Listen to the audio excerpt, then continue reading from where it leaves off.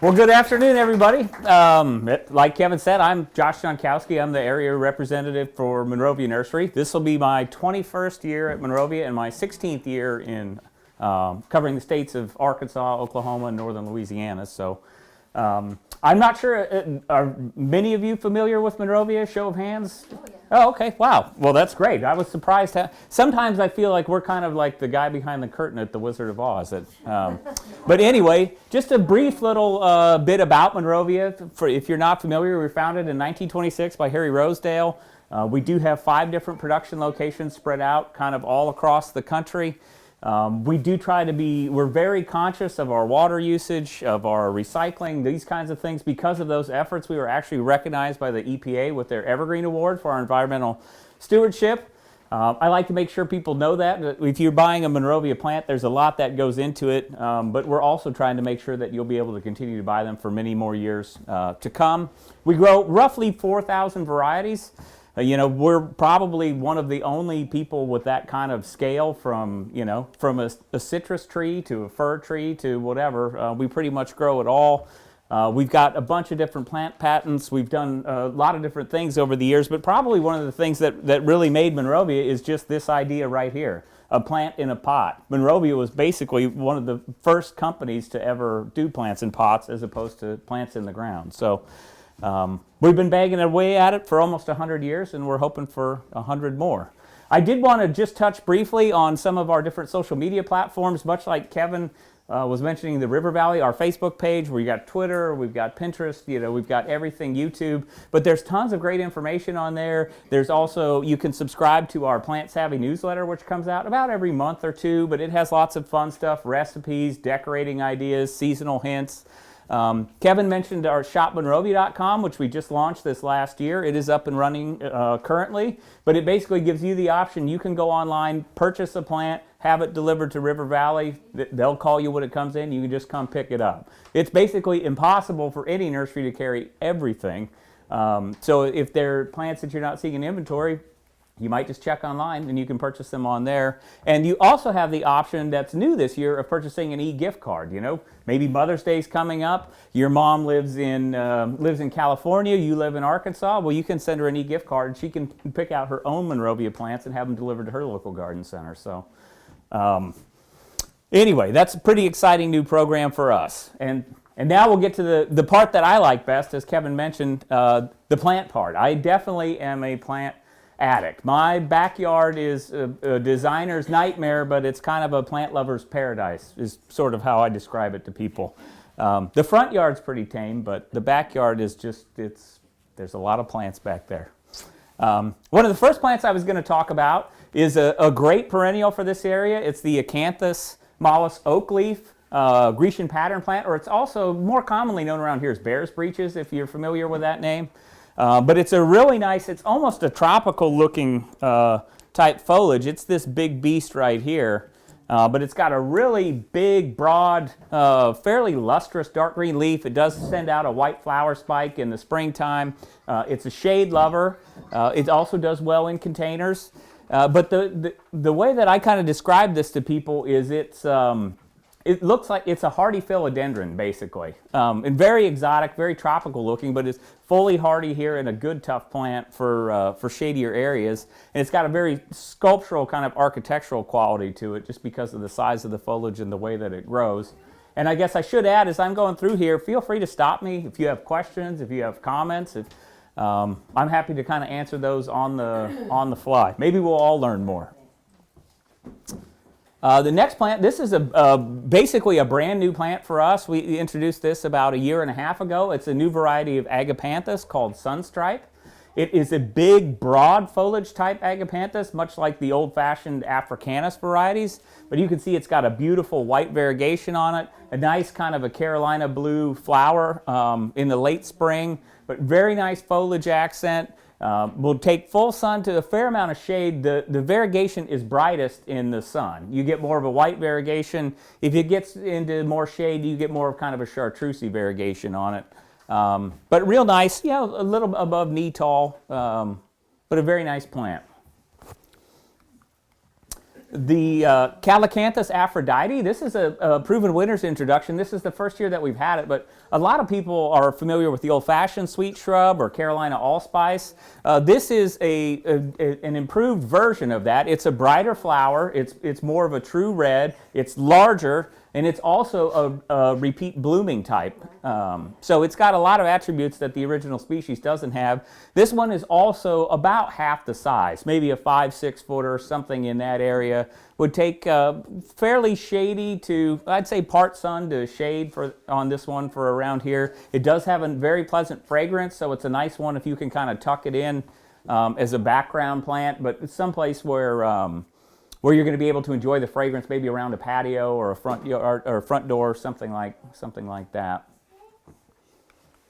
They just received their camellias here, so I thought I'd talk about a couple of them, a few of them that are my favorites anyway. This is a japonica variety called Duccio's Bella Rosa, and it's a nice bright red flower, but you can see it's got an enormous petal count on this one. Very formal looking flower, and quite intricate. And another one that I love is the Nuccio's Jam, which is a large flowered, pure white. I mean, to me, this plant is basically grace personified. It's a beautiful, dark, glossy green foliage, nice, big, clean white flower, very, very elegant sort of look. What part of the yard would you put that in? Shade. Shade, and all camellias are acid lovers. Just, if you think like azaleas, blueberries, the same kind of cultural conditions, that's the kind of soil that they like. Put them on like the east side of the house. East side is generally fine, yes. They take a little bit of sun in the morning, but they're definitely not going to be happy in the hot afternoon sun. Bright filtered light is fine. Are both those varieties the winter bloomers? Because I have one that's the autumn. These are both, winter, very early spring, around this time of year, March type bloomers. This next one I'm going to talk about, Marge Miller, this is a fall blooming type. This is actually an example of it here. We're growing this one in several different forms. This plant is very unique by its nature. It's a ground cover. It's a camellia that only grows about 12 inches tall, spread out 2-3 feet wide. You can see we've started growing them in this particular form here, which you could grow as essentially an evergreen substitute for a Japanese maple or for a flowering cherry or something like that. You've got the nice, graceful, arching foliage. You could grow it in a container, or you could use it as a ground cover. And then we do this plant also where it's run up a stake, but it branches and kind of weeps all the way back down to the top of the container. So you could get a totally different look with that as well. I mean, to me, it would look really spectacular if you had it kind of creeping and crawling over some boulders, maybe near a water feature, something like that. But a really interesting, dramatic kind of weeping habit on this one. And it is a fall blooming variety and a little bit hardier than the japonicas. That's beautiful.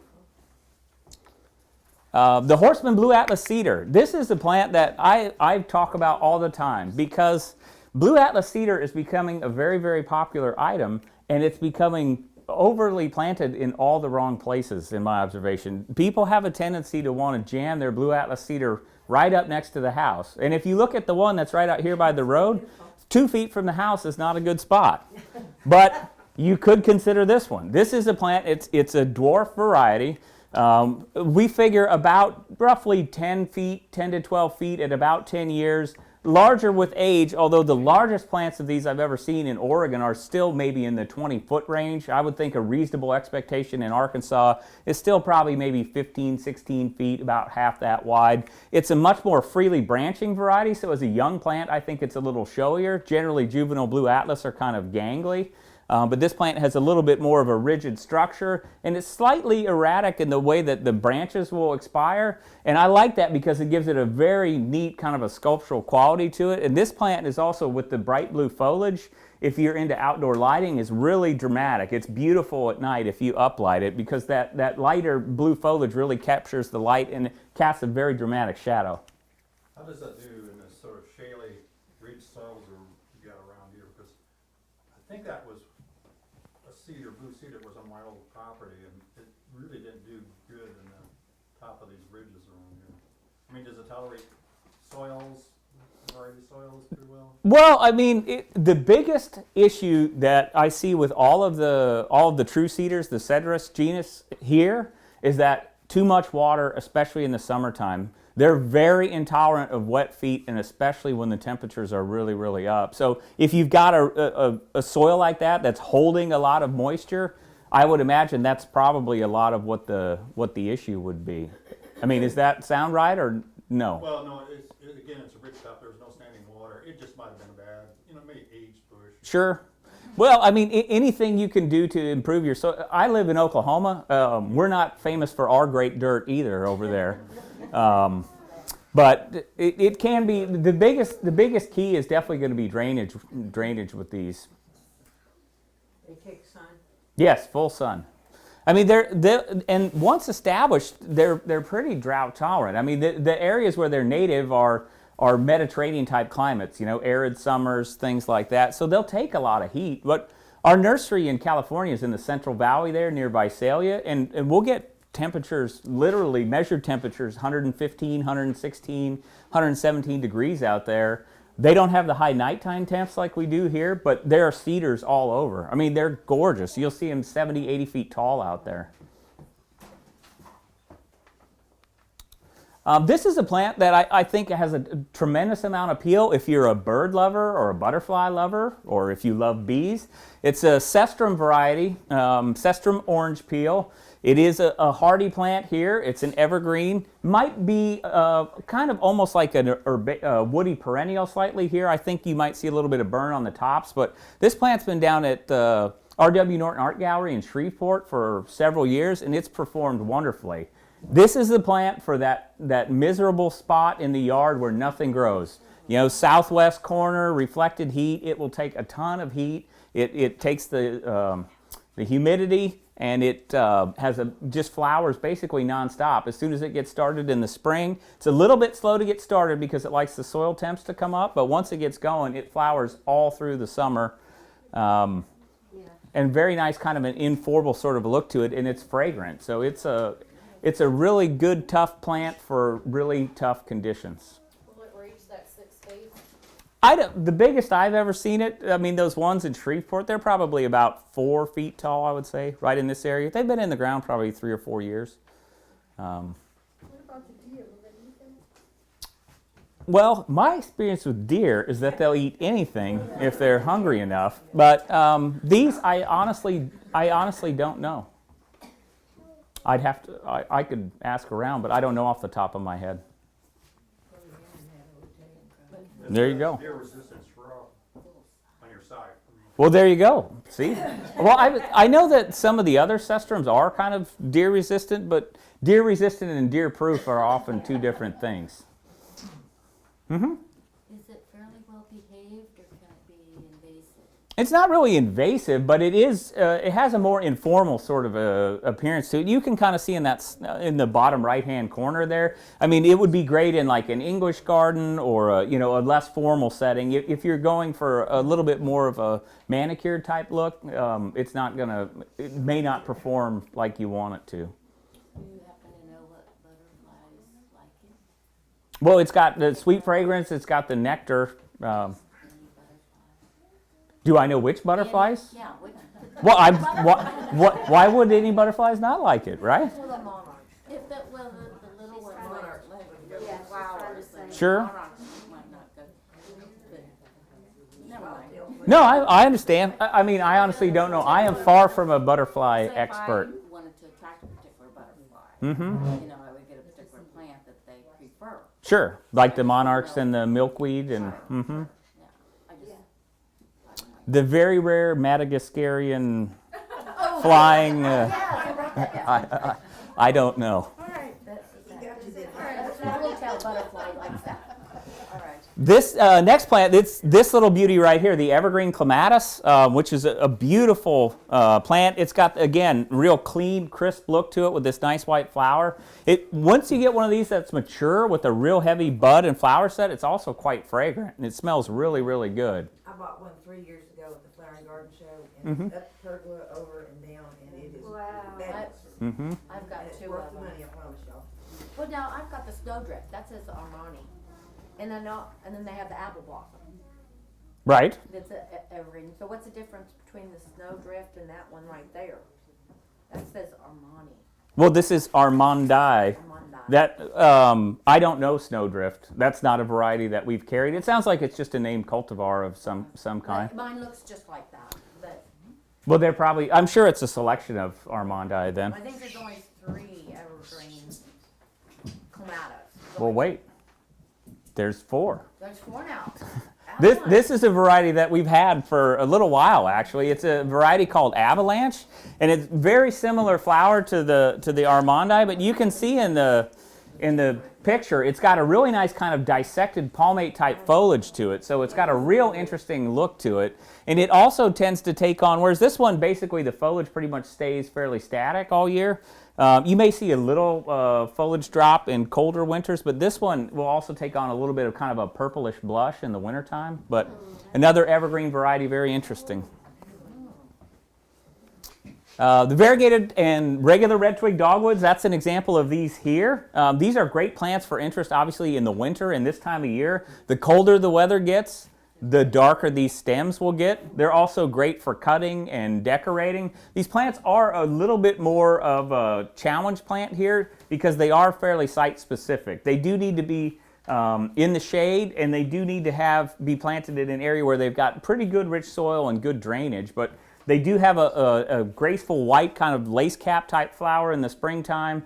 The variegated variety you can see on the left has a nice green and white variegated foliage. They both have a very similar flower. If you're really excited about the flowers, I would probably lean more towards the regular green leaf version because the flowers show better on that plant. They get a little bit lost with the white flower and a white variegation, but the variegated form is also quite pretty, and they'll be flushing here before too awful long. So we'll see if we got these labeled right in the field when the foliage comes out. Moonlight Chinese fairy bells. This is a disporum variety. This is a Dan Hinckley plant. I don't know if anybody here is familiar with Dan Hinckley. If you ever get a chance to hear Dan speak, take advantage of it. He's a fairly regular guest on Martha Stewart's program, and she always refers to him as the Indiana Jones of the plant world. And that is definitely how he is when he presents. He's got all these crazy stories about rappelling down cliffs to collect seed of some crazy exotic species hanging off the side of a mountain in Vietnam or China or something somewhere. Really interesting guy, and I've got a number of his plants in here. But this is a version of disporum that's brand new for us this year. We've had another variety or two of his for several years, and they've done exceptionally well in Louisiana and in Oklahoma. These are shade-loving plants, but this one is variegated, whereas the others are green. But when these plants first emerge, they have a really interesting kind of a purplish kind of a stalk that comes up. This one has a nice bright green and white foliage, again about a knee-high type plant. And the way that the leaves are held on the stems, they're kind of whirled around the stems, so it's got a really nice, interesting texture to it. And great plant for shade with a real bright variegation. And it would be something to use in place of maybe a hosta or something like that, or a coral bells. Similar kind of a profile. Great transitional plant too, kind of from foundation type shrubs more towards the front of the border. I've got a couple of distiliums listed on here. Distiliums on the professional or commercial side of the trade are very hot plants right now because these plants are very, very tough. They've got basically no insect or disease problems. They're relatively fast growing. They're evergreen. I've seen them tolerate waterlogged soils. I've seen them do well in areas with almost no irrigation once established. So they're really tough foliage type plants. This is a blue leaved variety called Blue Cascade. It's shorter of the two that we're growing, and there are a few others on the market. But this is a 3 to 4 feet tall, 3 to 4 feet wide. And then there's a green version called Emerald Heights. It's a little bit taller, a little more upright, but more in that 5 to 6 foot area. Sun or shade, pretty much. I've seen them in full shade, and I've seen them in full sun. And I think that's part of the reason that people in the trade are so excited about them, because they're tough plants that fill a lot of the requirements that people are looking for. They're fast growing, they're evergreen. They don't have any major insect or disease problems, and these are plants that I think you'll continue to see introduced more and more here over the coming years. Camouflage variegated Japanese Aurelia, or Fatsia camouflage. This plant, the slides really don't do it justice. I mean, it's absolutely stunning when you see the foliage on this. It's a whole mixture of green, white, chartreuse, kind of cream colored. It's a really, really bright, showy plant. This is a plant that could be grown indoors. If it's grown outside, it's definitely a shade lover. We list this one a full zone hardier than the regular Fatsia japonica or Japanese Aurelia that's commonly sold around here. And again, this is a great plant for shady gardens because shady gardens can get really, really dark really, really quickly. So it's nice to have something really bright to, in there to kind of brighten those spots up. And yellow is also a really important in the garden because a really important color in the garden because your eye will follow yellow faster than it'll follow any other color. So it's a great way to move things visually through the garden.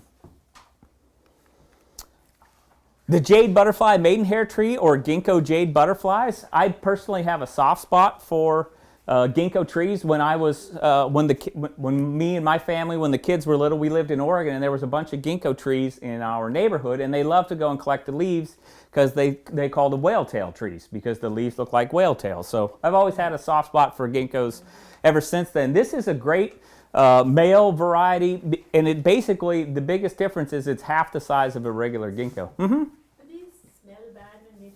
These are a male, so I don't know any. I did a number of years ago. I was in Pennsylvania, and I came across some female ginkgos, but no one would introduce a female ginkgo tree anymore, unless they just didn't like you. I don't think. But no, so you don't have that issue. Does it like full sun? Yeah, it can take full sun. It can take some shade. Like with anything, a lot just depends on what kind of soil it's in, what kind of irrigation it's got, how well it's mulched, but it should be fine in full sun. The Lenten roses or hellebores, you can see a few examples of those. They're blooming now.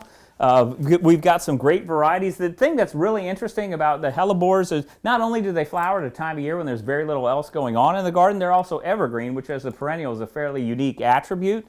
And all of the varieties that I have pictured up there are either on site now or will be on site. They're on their pending spring order here at River Valley. So if you see anything you like, the Winter Jewels double painted, that's one of my personal favorites. That one will be here shortly. And then this one here is, that's a Dan Hinckley one called Windcliff Double Pink Fury, or Windcliff Fury Double Pink.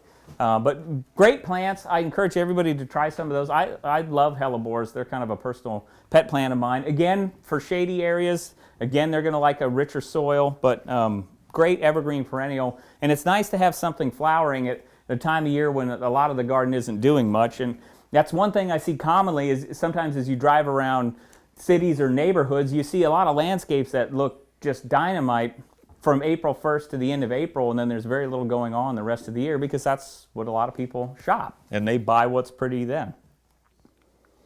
This brake lights red yucca or Hesperalo brake lights, this is a plant that I think has enormous potential and appeal for just about everybody. I'm not sure, probably a lot of you are familiar with the old-fashioned Hesperalo parviflora, where you tend to get foliage to about this tall, and then like up here there'll be a flower, and it'll be on a kind of a crooked-looking stalk. This is a very much improved variety. This is a shorter variety, shorter in foliage, narrower foliage, and you can see it holds the flowers much more upright and a lot closer to the top of the foliage. You can also kind of see in that picture on the upper right-hand corner, the brake lights is the flower on the left, and Hesperalo parviflora is the flower on the right. So you can see it's a much brighter, more of a true red flower color, and these things are great plants in that once they're established, they'll basically don't even need irrigation. Very, very drought tolerant, very tolerant of the heat. They do need to have good drainage, but other than that, I think this is a plant that has great appeal even for containers and things like that. I could see this in the center of a big terracotta pot with some other funky little sedums and stuff growing around the bottom, but great plant. This is from Mountain States Nursery out of Arizona, and you're going to start seeing this a lot in commercial applications. It's really been embraced by the design community, and it's a really good plant.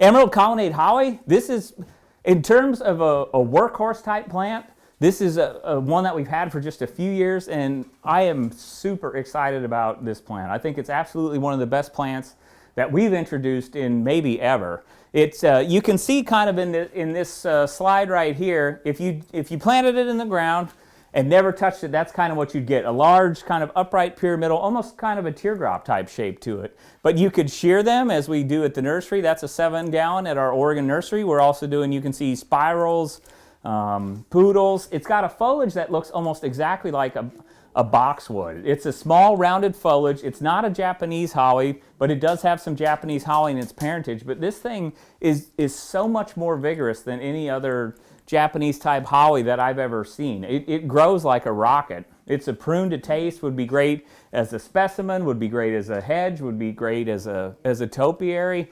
I'm really, really excited about this one, and it's got that nice soft foliage. That's the biggest complaint I hear about hollies generally, is that people don't like the stickery foliage on them. Okay, it says as a single specimen. Now, I'm sorry if this sounds like a dumb question. No. I know there are some hollies that don't berry or don't berry red. Right? Does this one berry? Doesn't berry at all. Okay. I've never seen a single berry on it. Okay.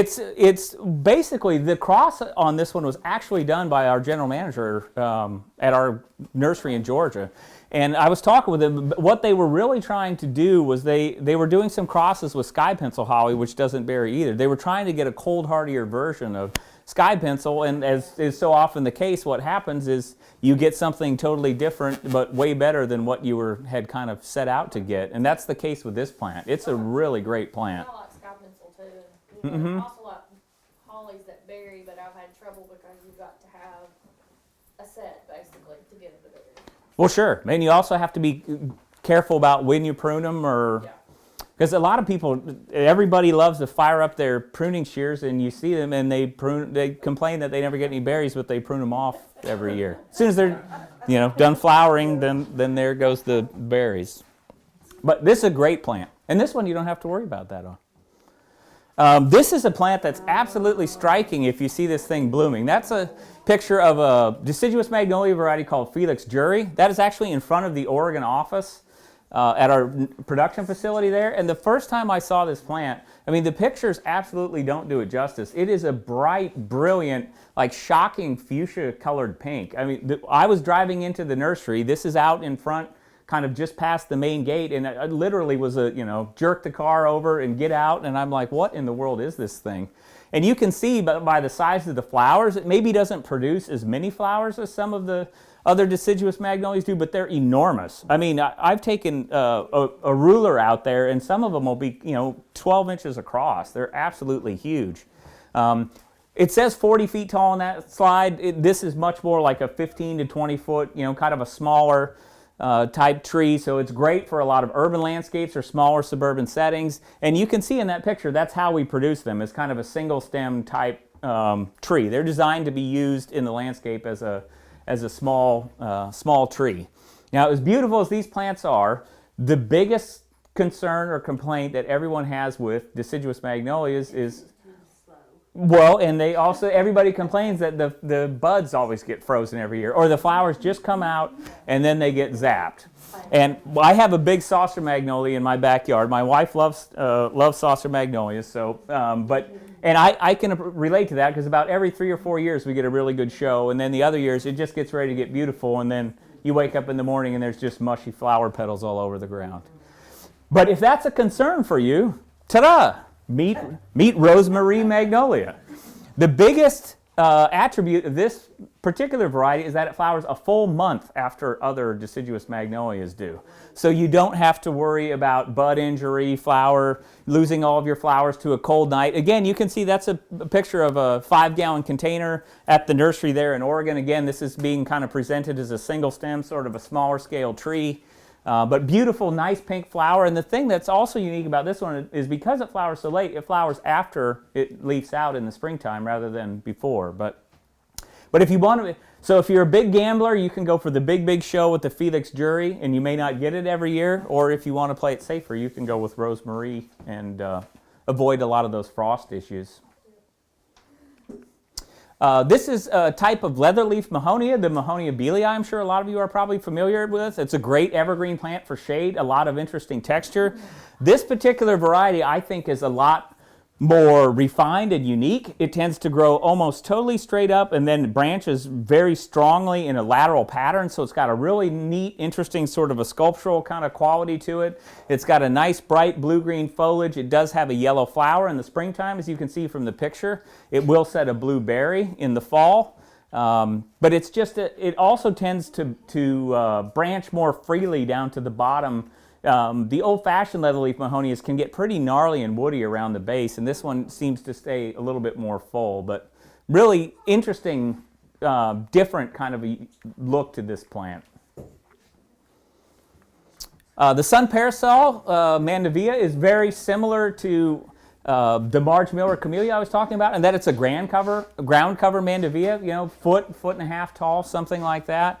You know, 1.5 to 2 feet wide, so it's great in the ground. You could use it as an annual color in the front of a flower bed. It's also excellent for window boxes, for containers, you know, is something kind of spilling out the side of a pot or filling up the center of a pot. Really nice kind of a neat crimson red color to it, but a real unique plant in that it just doesn't get very, very big. So that one does not climb.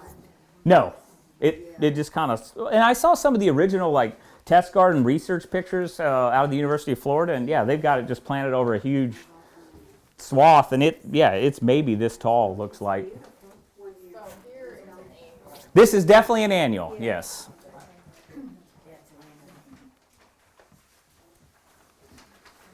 Sienna Sunrise, this is an Andina variety. It is not a bamboo. I mean, heavenly bamboo is sort of a generic term, but a lot of people see bamboo and they run screaming. But this is just a great, if you need an absolute workhorse of a shrub for this area, this plant is an absolute stud. I've got this used all over my front and backyard. For my giant menagerie or collection of plants, these are kind of the plants that I've chosen to use as sort of an anchor so that visually it doesn't totally drive you crazy. But it's got a beautiful pink, red, you'll even get kind of some oranges and whatnot in the new growth when it comes out in the springtime. It's got a very fine texture to it. It's a real lacy kind of foliage. And this one, I've also got Gulf Streams and Moon Bays in my yard. And for me anyway in Tulsa, this one has absolutely the best fall and winter color. It's a real nice bright red all through the fall and winter. Very well behaved shrub, something to about waist high, roughly 3 feet. It tends to grow slightly more upright than it does wide, but a real nice, interesting textural accent. And this is, again, a great plant if you've got, this is a plant that will grow in terrible soils. You just about can't kill these. The common variety of Medina in the backyard that I was at was running through the woods. Does this have a problem with Being invasive? No.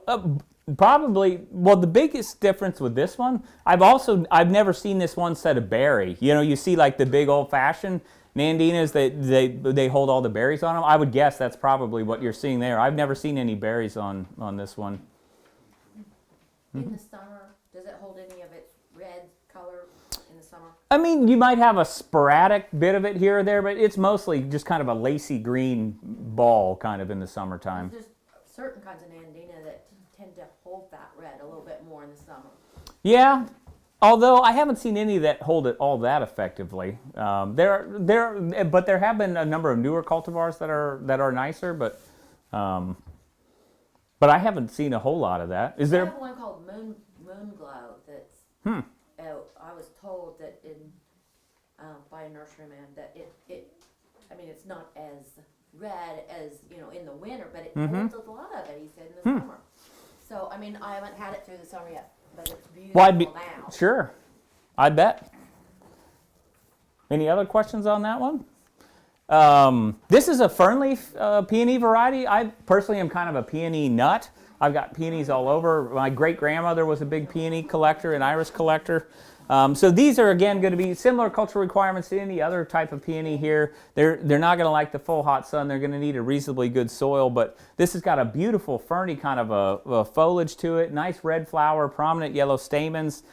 We also do another series of peonies. I don't have any included in the slideshow, but they're Ito peonies is the name of them, and they're a cross between herbaceous and tree peonies, and they have a very similar foliage look. Not quite this ferny, but they're kind of the best of both worlds. Taller than an herbaceous peony, not as tall as a tree peony, but also not as woody. And they're absolutely some of the toughest plants I've ever grown.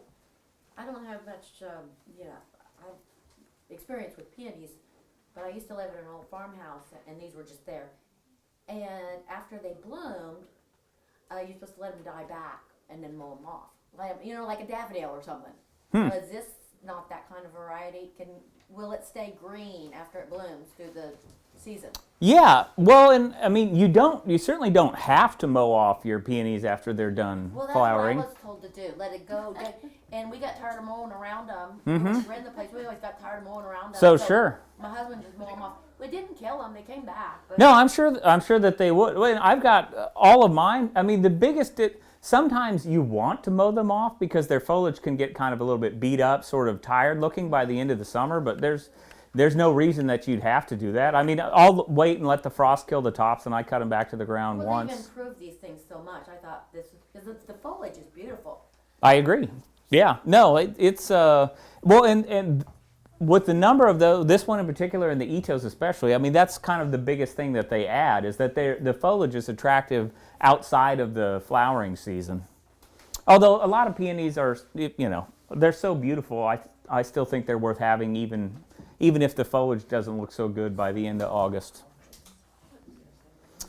This is a variety of Nuttall oak called Charisma. You can see in this picture, this is actually one I planted at a friend of mine's house, but it's got a beautiful purple foliage, almost like a purple leaf plum when it comes out in the early spring. Then it'll kind of fade to sort of that more chocolatey color foliage that you see in the inset. And then by summer, it's basically green. You get a pretty good kind of reddish to orange fall color on this one. I've certainly found that this tree in my yard has been a very fast grower for an oak. It's been very vigorous, but real interesting, unique, kind of adds another season of interest with an oak. It is going to be a large-scale tree, so it may not be suitable for every landscape, but a really interesting new oak selection. The southern moon dwarf yellow hawthorn, or Raphaelepis, that's this little baby right here. I really like this plant. For us at the nursery, it's absolutely the most disease resistant. We have the fewest foliage problems. That's the biggest complaint most people have about Raphaelepis is they have a tendency to have spotting problems and those kinds of issues. This one we have very, very little of that. You can see it has kind of a nice, just a little bit of a nod here and there to the way that the foliage is held. So it's got a nice kind of little bit of interest and texture in the foliage. Nice white flower in the springtime. And you can see this one also has a tendency to grow a little more rounded than most Indian hawthorns. Most of them are more moundy. This one's a little more globose. This picture right here is actually in front of the nursery in Georgia. And those plants have been pruned maybe once or twice. So you can see it's just a real nice, thick, very well-behaved plant. And if you were standing next to it, that plant's probably about this tall. So great for full sun. They'll tolerate some shade. Very nice evergreen foundation type plant. You could hedge it. You could use it in containers, but just a real nice, tough little workhorse of a plant. The flower carpet roses. I love this particular series of roses, and the original pink flower carpet rose was introduced. It's its 20th anniversary this year, but I've got pictures of all of the ones in the series. The biggest thing that most people, I think, don't always understand about flower carpet is they're super tough, they're very disease resistant, they're very prolific flowering, but they kind of fill a different spot. I mean, these are going to be, if you think of the most common roses, the knockout rose is the most planted rose in this part of the country. Probably nationally it's the most planted rose. But it's taller and more rounded than these. So, if you've got the original knockout is here, and then the double knockouts are more like in this area, this one is, maybe another step down below that. So this one fills a little bit different spot. It doesn't get quite as big. It has a tendency to mound a little bit more, so it's a little bit wider than tall. But you've also got a nice wider range of flower colors in the flower carpet series than you do in the knockouts. You can see there's amber, white, There's red, there's pink supreme. The amber, I've got several of these varieties at my house, but the amber are right out on the corner of my property. And that plant, when it flowers, people will stop their cars and come up and ask what it is. It's got a really nice kind of almost like a three-tone flower effect between a dark pink bud and then you'll get some kind of orange and yellow tones in it. It's really, really pretty. And then you've got, these are the rest of the flowers in the series. You've got the pink splash, which is almost kind of a bicolored look. Apple blossom is a little bit more of an old-fashioned. Coral, this plant is one of my favorites. It's not a great picture of the flower, but it's a real bright fuchsia coral color. The scarlet is up here. Then you've also got the yellow. The yellow has been a good performer, but it is not quite as vigorous as the others, as most yellow roses aren't, as the others in the series. And then we've also got another series of roses that we've just started doing called sun roses. And we've got these things growing down at our nursery in South Georgia. And if you were a rose and you could think of all the places in America you wanted to live, South Georgia would be the last place you would choose. It's really, really hot. It's really, really humid. And these plants have performed exceptionally well down there. In the heat and the humidity, these are, again, a notch shorter than the flower carpets. Very similar to the Drift series roses. The thing that's different about these than Drifts is that they, a couple of the varieties in this series are fragrant. The red one and the yellow one both have some fragrance to them. So if you're looking for that real short, kind of 2 foot tall or less kind of a rose, you might consider these because you will get some fragrance out of them. This is another Dan Hinckley plant. This is kind of a brand new for 2015. It's a Schefflera called Yuan Shuan, I think. I'm not sure exactly how you pronounce that, but anyway, the biggest thing that's interesting about this particular Schefflera is it's hardy to zone 7. So it should be an outdoor hardy plant here. It would certainly be, could also be grown as a house plant. That's how most Scheffleras are sold, but I'm very excited to try this one in my Tulsa garden. And it's brand new for this year. Very exotic, kind of a tropical look to it. It almost looks like a maple. Oh. Yeah. Well, and this would also be great. I could see this one like in, you know, if you had big urns out by a pool or something like that, or a patio. It's got a real kind of exotic look to it. Will it take some shade? Yes, absolutely. I mean, it'll take quite a bit of shade. That's what I have. That's all I have. The Bountiful Blueberry. This is, I've got a few of them here. They've are just starting. You can see they've got a nice pink bud, a nice white flower. This is one of my absolute favorite plants. When we picked this plant up, the nursery mailed one to me to my home in Tulsa, and it arrived around the 1st of July in 2011. Not sure how many of you remember 2011, but the summer was awful. And so was it in 2012. So because they had, as soon as I opened the box, I thought, oh, you poor thing. You'll be dead in a heartbeat. But because they'd taken the extra time to send it to me, felt obligated to go out, dig a hole, put it in, and the plant just blew me away because it came right through the summer, freshly planted at the worst possible time of year, and breezed right through summer. This plant was actually discovered in Gainesville, Florida.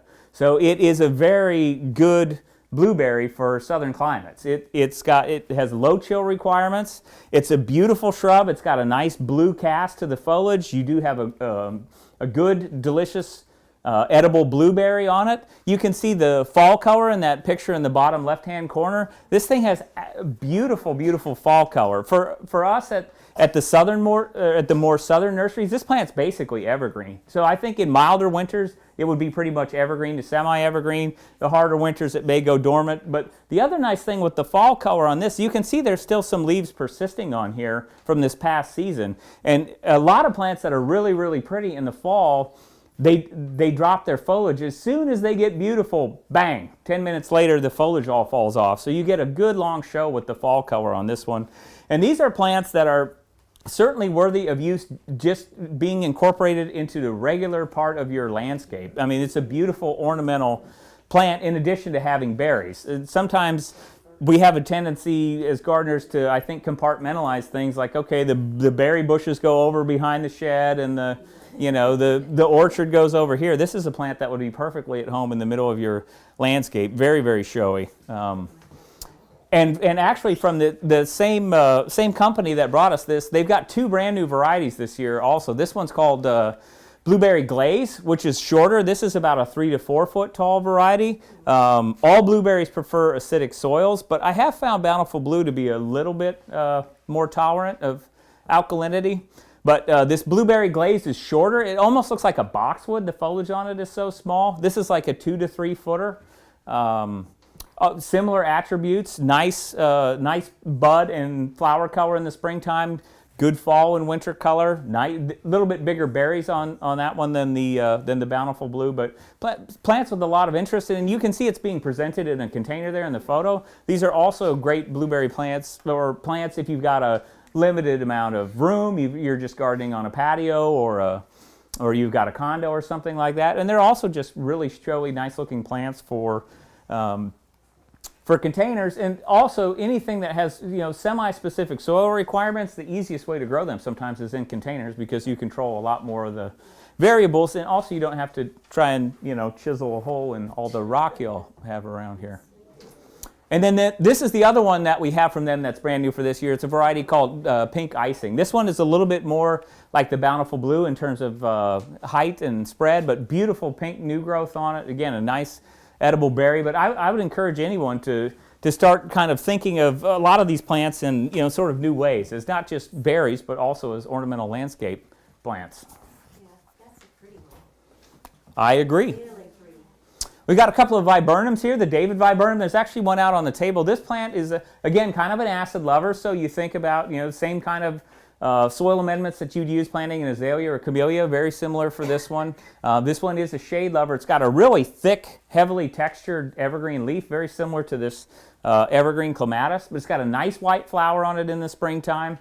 A showy, bright blue, almost kind of a metallic looking berry. There's some actually on the plant that's out on the table, but really nice, well-behaved plant, short, 2.5, 3 feet tall maybe, wider generally than it is tall, but a really nice evergreen for shadier spots. They're awesome. I agree.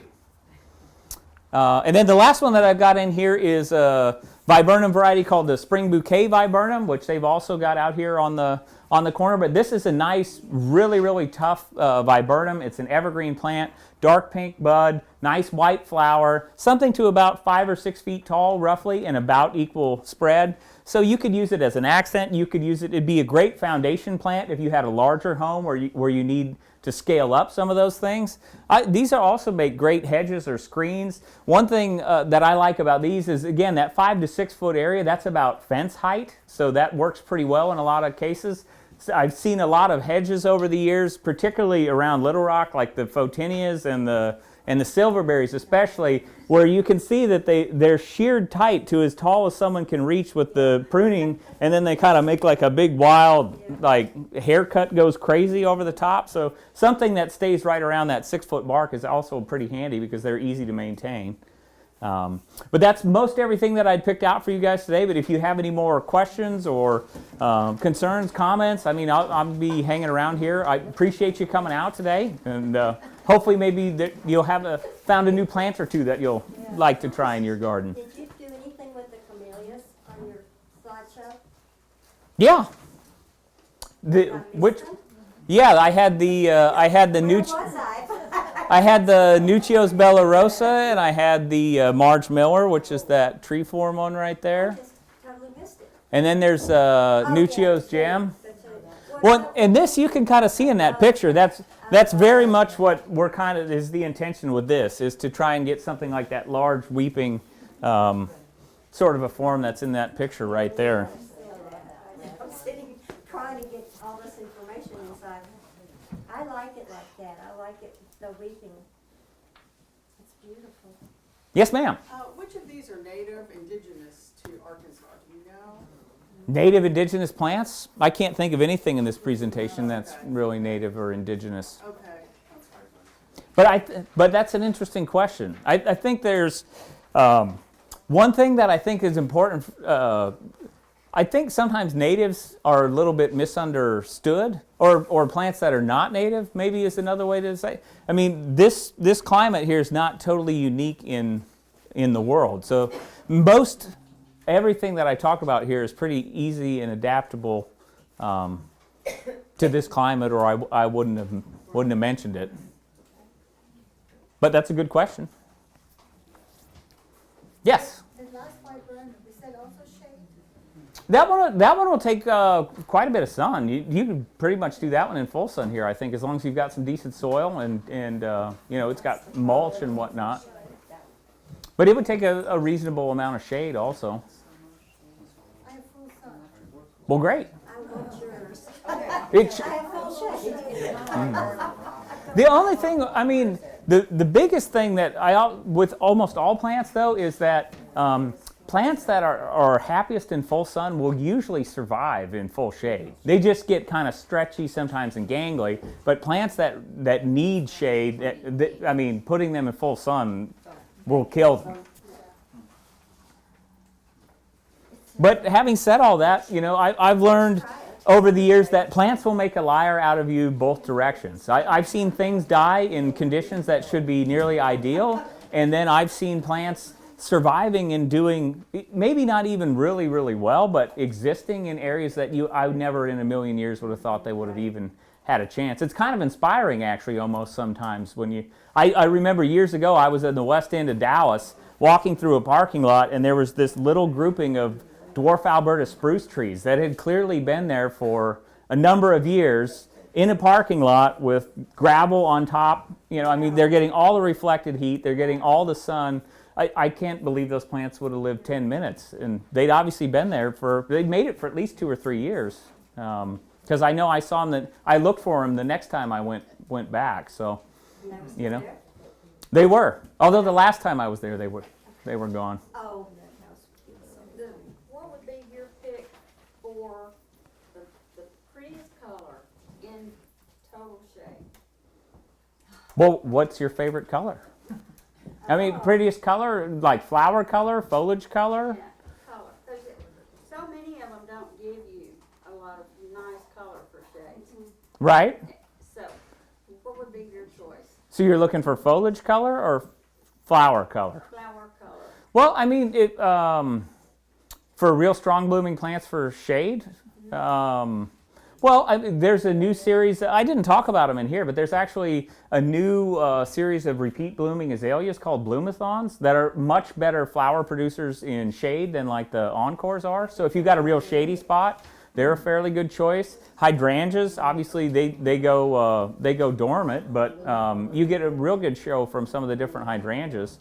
I particularly like, there's a semi-dwarf variety called Tough Stuff that's a serrata variety that's got a really big, wide pink flower on it. Real short, excellent fall color on that one. That's a personal favorite, but... There's also a yellow rhododendron that might be right? out there. Yeah, I mean, they're... The yellow rhododendron. the best way I find always to evaluate a plant is just to stick it in the ground and see what it does. I mean, we get all kinds of information from the breeders, but until you really grow it, because they just perform so differently in different parts of the country, you know? What have you got coming in, daylilies and Coneflowers, coneflowers? we have about I'll probably have 1 million new coneflowers. really? I mean, Yeah, I'm like, here, let me. coneflowers has been one of the areas that probably there's been the most amount of breeding done here in the last, it frankly is almost getting overwhelming, the number of new varieties of coneflowers that are coming out. But yeah, there's a bunch of new ones for this year. There's different flower forms, there's different colors, yellows, oranges, you know, doubles, you know. I heard the doubles are not, I was reading something the other day, and it said the doubles don't do quite as well as the singles. Well, honestly, my personal observation of many of the newer coneflower varieties is it's totally hit and miss. Sometimes when the breeders it's like with anything else, what is it, for every action there's an equal and opposite reaction. When these breeders are focusing, sometimes they're focusing almost solely on flower color or flower form. And so when you're selecting only for that, sometimes you're not getting as vigorous of plants because you're selecting for these other attributes.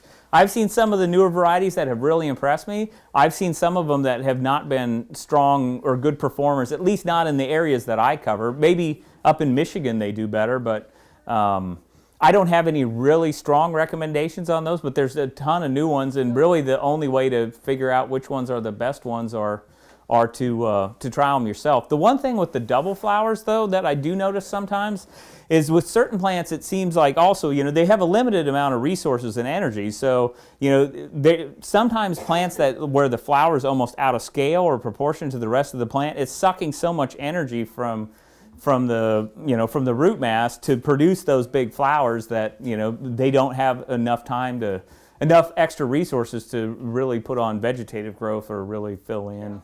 Thank you, Josh. No problem.